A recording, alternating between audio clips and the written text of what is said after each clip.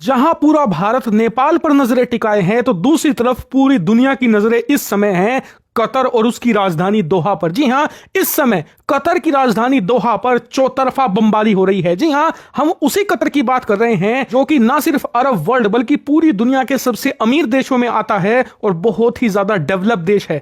इसकी राजधानी दोहा पर इस समय इजरायली लड़ाकू विमान मंडरा रहे हैं और अब तक 12 से ज्यादा स्ट्राइक की जा चुकी है। जी हां, 12 अलग अलग लोकेशंस पर बमबारी की जा चुकी है और जैसा कि आप स्क्रीन पर देख पा रहे हैं, बमबारी के बाद जो दोहा के बड़े बड़े लग्जरी अपार्टमेंट थे, बड़े बड़े पेंट हाउस थे, वो ऐसे तबाह कर दिए हैं इजराइल ने। और स्थिति यह है कि इस समय पूरे कतर में अलग अलग जगह धुएं के गुबार उठते दिखाई दे रहे हैं क्योंकि हर जगह स्ट्राइक्स हो रही हैं और बड़ी बड़ी बिल्डिंगें गिरा रहा है इजराइल। लेकिन आप में से कई लोग कहेंगे कि यार ये तो गलत है, अब इजराइल हर जगह अटैक कर रहा है, सब पर हमला कर रहा है। तो मैं कहूंगा अभी इजराइल ने बिल्कुल सही अटैक किया।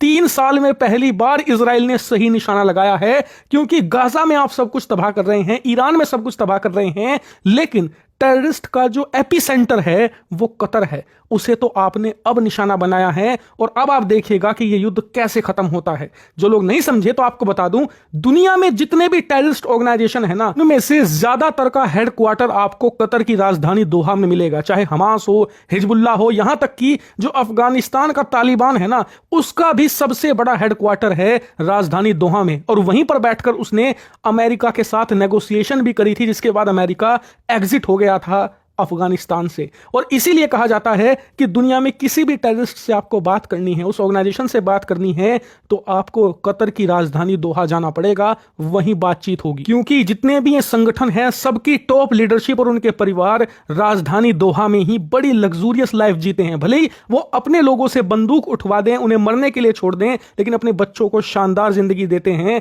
कतर के अंदर। और इसीलिए इजराइल ने अटैक करके सबसे इनाम का काम किया है आज। लेकिन बात करें कतर के पर्सपेक्टिव से तो यह कतर के लिए बहुत करारा झटका है क्योंकि कतर को लग रहा था कि उस पर कभी कोई अटैक नहीं कर सकता, वो सबसे सेफ देश है दुनिया का, क्योंकि उसके यहां पर अमेरिकी सेना का बेस है, डोनाल्ड ट्रंप के साथ मजबूत दोस्ती है। हाल ही में कतर के शेख ने डोनाल्ड ट्रंप को एक $250 मिलियन का लग्जूरियस प्लेन गिफ्ट किया था। इसके अलावा यूरोप के तमाम देशों के साथ इनके बिजनेस टाई हैं।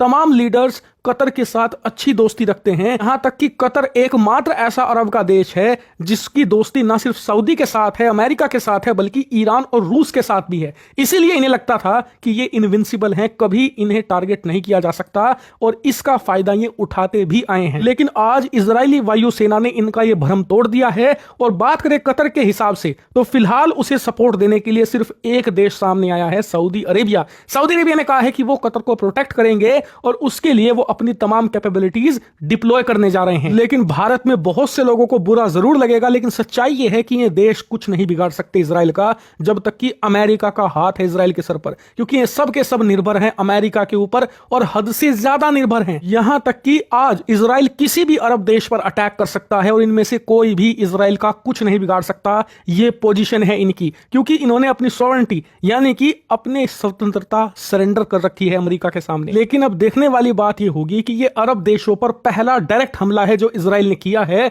और क्या इस हमले के बाद इनका आत्मसम्मान जागेगा? ये क्या अमेरिका के खिलाफ खड़े होंगे या अपने पुराने ढर्रे पर ही चलेंगे? जो भी है मैं आपको अपडेट देता रहूंगा। आप लोग चैनल को सब्सक्राइब करके